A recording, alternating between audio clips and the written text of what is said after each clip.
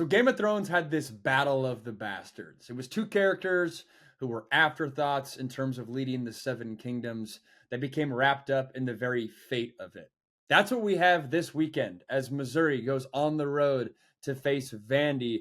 It's the SEC's Battle of the Bastards. And rewind just 2 years, Beau Pribula was a career gadget guy, and Diego Pavia was a little known transfer from New Mexico. This weekend, those two dudes are dueling it out in a top 15 matchup with the conference title and a CFP spot on the line. I think that matchup deserves a closer look. And when you do look closer, there's one area of the game that will decide whether or not Vandy can cover that 2.5. And it's time of possession. Missouri they have the fourth highest time of possession average in the FBS this season at 34.5 minutes. Vandy, they also tend to outpossess their opponents, averaging holding the rock 31 minutes and 45 seconds a game. That's top 30 in the FBS. When Missouri loses the time of possession battle, they are 0-1 on the season. Going a layer deeper, how do you win the time of possession battle? You stay on the field and you convert on third downs. Looking back to last week, Missouri was 8 for 17 on third down, but in the 9 that they did not get, I've got 6 of them that I think was poor quarterback play, and that's what we're doing. We're watching the film and trying to find value for all you guys, for all of us, that Vegas doesn't have. Vegas looks at the stats. They're saying 8 for 17, all right. Missouri's getting it done on third down. I see it differently because of this footage. Let's rip through them. I got 7, 8 of them right here. The first 2 were good. 3rd and 8, Beau Pribula is going to hit a little out route right there. It's on time. It's a nice throw. He gets it done. They pick up the first down. 1, 2, 3, little baby hitch, ball out, first down pickup. Second one, right here. Another big time throw. He's able to hit his slot receiver on a little over route towards the right hash. He's got another vertical route in the slot. He does an excellent job managing the backside corner, the linebacker here, and then the man-to-man safety over the top. There's a lot of garbage to sort through, and the Auburn pass rush was on him much of the day. It's a nice throw, though, to this over route. 1, 2, 3, hitches up, ball out. 2 for 2, looking good. It's like, Max, what you talking about? This is where it goes downhill. I got, 6 straight third downs where it was not pretty. Third one, they go back to that out route at the sticks. Had success with it the first time, except this time he throws it behind his receiver, and this corner is able to make a play on this ball. This is the first interception in this game. Interception on the 7-yard line, too, when driving. That ain't good, but that's a turnover. All right, made one mistake. No big deal. All right, how does he respond? This time, it's 3rd and 14. He's got a long ways to go. He's eyeing this slot receiver on a little corner. Like he presses inside, then he corners to the sideline. He's got a dig by the top, the bottommost receiver, and then this tight end leaks into the flat. This receiver here in the slot, he's open. He's open. Pribula just misses him, and this to me is a byproduct of he's been getting hit a lot in this game up until this point. Defensive line for Auburn was active. You just miss him there. That might not have picked up the first down, but that certainly would have got him close where you're thinking about going for it. You put that ball on him right here, boom. He might catch, make someone miss, pick up the first, or at the very least, it's certainly a close call there. This one is where you have to make a defense pay. This is a familiar look that Auburn uses much of the game. 3 DBs back, soft coverage, everyone else packed up here in the box. And as a quarterback, you should want that. If you're getting this coverage man-to-man, no safety help over the top, very little linebacker help underneath, you got to make them pay. And unfortunately, Pribula does not. He's got this receiver coming in motion. He works a little over route. He's got a dig here by the other receiver and then a post on the top of the screen. This guy right here in the middle is wide open. And yes, I know they're bringing heat defensively, but you have to find a way to get this ball out of your hands, because if he catches this rock and you force this defense, I mean, look at that. Look at that. There's a lot of grass. There's a lot of grass. I know it ain't easy, but if you find a way, that's how you get Auburn out of that scheme that easily could have been and probably should have been another interception. Again, all these plays are on third down. The next third down, or at least the next passing third down, you got a tight end on a little arrow route. vertical route by the point man. And then this receiver right here, he's pressing inside and then dips out for a little out route. Let me do it in a different color. This receiver right here presses inside and then dips out for a little out route. Beau Pribula gets a completion on this one to the tight end, but he gets the ball out of his hands so quickly, he doesn't allow this deeper out to progress. And that deeper out, it gets open. We watch it here. He gets a completion, but if he hangs on, he's got time. He's being protected. You drive the ball there, and instead of punting, maybe you're giving yourself a shot to. You probably would have gone for it right there in no man's land. Add an extra possession in that ball game. You're getting the point right here, though. If the goal of the game is to keep time of possession, this is not a winning strategy for Missouri in terms of winning that time of possession battle against a Vandy team that is excellent in that department. This is his second interception. He's going to elect to hit a go ball on his right. This corner ends up picking it off. On the top side, he's got this slot receiver bending across the face. It's that look we talked about before. Auburn packing the box, only 3 DBs back there. You have to be able to win these matchups coming across the field, which is eventually what Beau Pribula does. But again, this is a missed opportunity. And I don't mind that he goes one-on-one coverage to his right, but can't leave this ball short. I mean, look at that here. Wide open. Off corner. I mean, man coverage on both. Just can't be an interception. That ball felt like it floated up in the air for a very long time. Last one, 3rd and 5.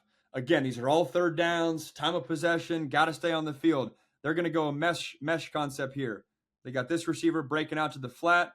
They got the tight end sitting over the ball. They got this receiver on a corner route. They got the running back on a 5-yard shallow. And they got this receiver, who's the guy that Beau Pribula misses on this read. He's the shallow coming underneath. This read is 1 to the flat. It's 2 to this yellow arrow working left to right.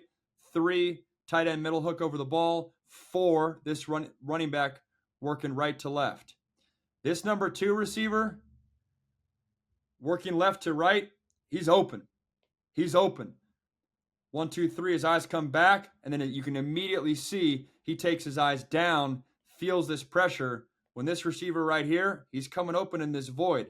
I know you might see this defender and be like, he's in his way. He's not. Division I quarterback, you can find an arm window and an arm angle to get that through. That's not a big deal. But 3rd and 5, instead of picking up the first, it's a sack. I forget if they even got a field goal on this. But again, that's a missed opportunity. But then the last one, so this isn't a total negative Beau Pribula. He did respond. This is an overtime. This is the touchdown that set up the game-winning. This is the throw that set up the game-winning touchdown. Again, we've seen this look before. Be interesting to see if Vandy comes to the park with this look. 3 DBs in soft coverage. Defensive line packing the box. Beau Pribula has not shown this defensive coordinator that he will make him pay for this coverage. Well, he picked the right time to make him pay because he's going to hit this slot receiver, breaking across that defender's face, taking advantage of all that green grass right there in the middle. Again, this is overtime. This completion sets up the game-winning TD. Hangs in the pocket, shows that he can operate and throw the rock.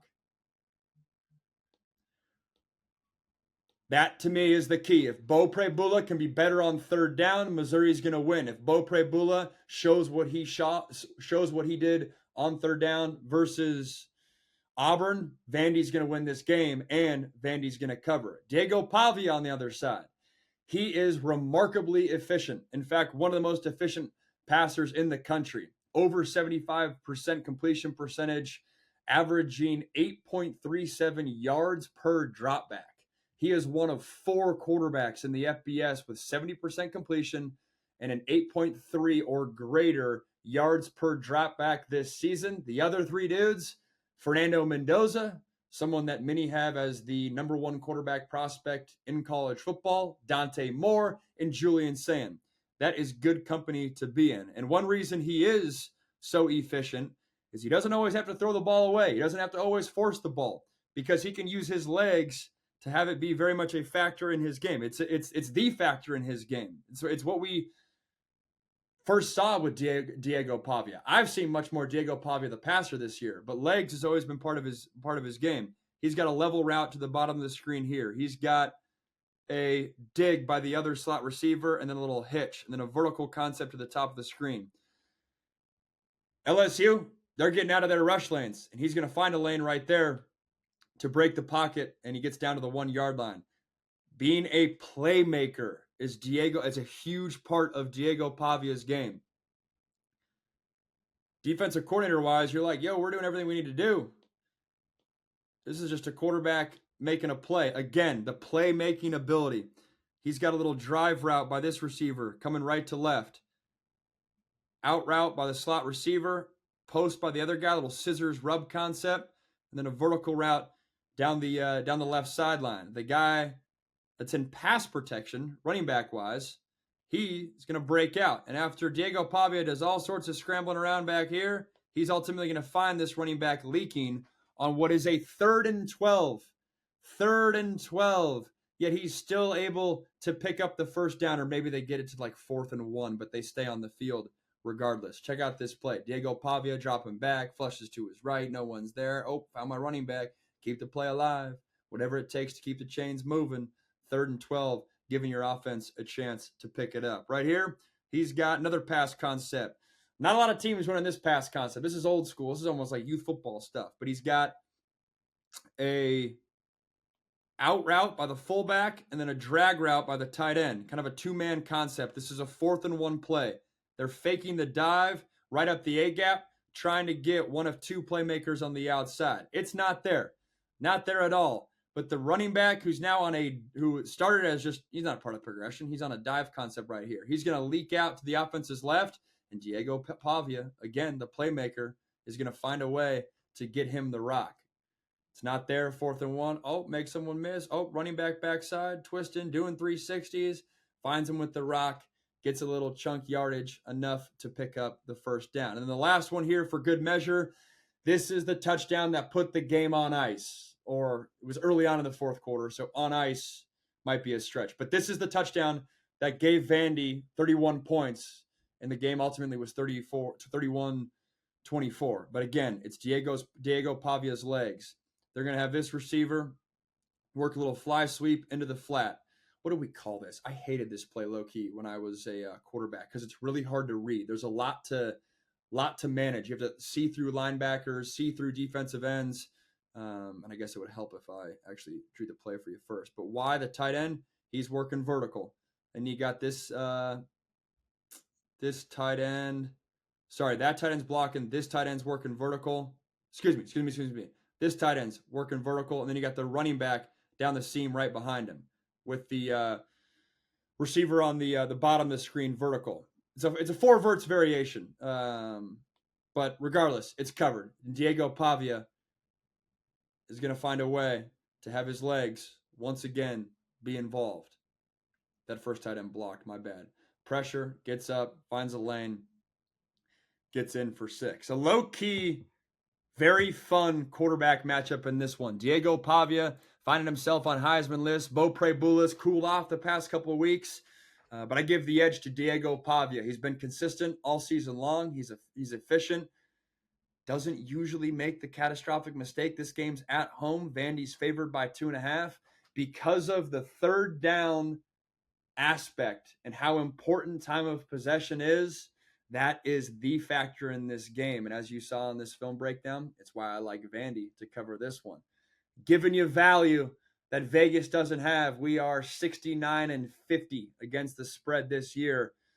Above 500 is getting it done. Good luck this week.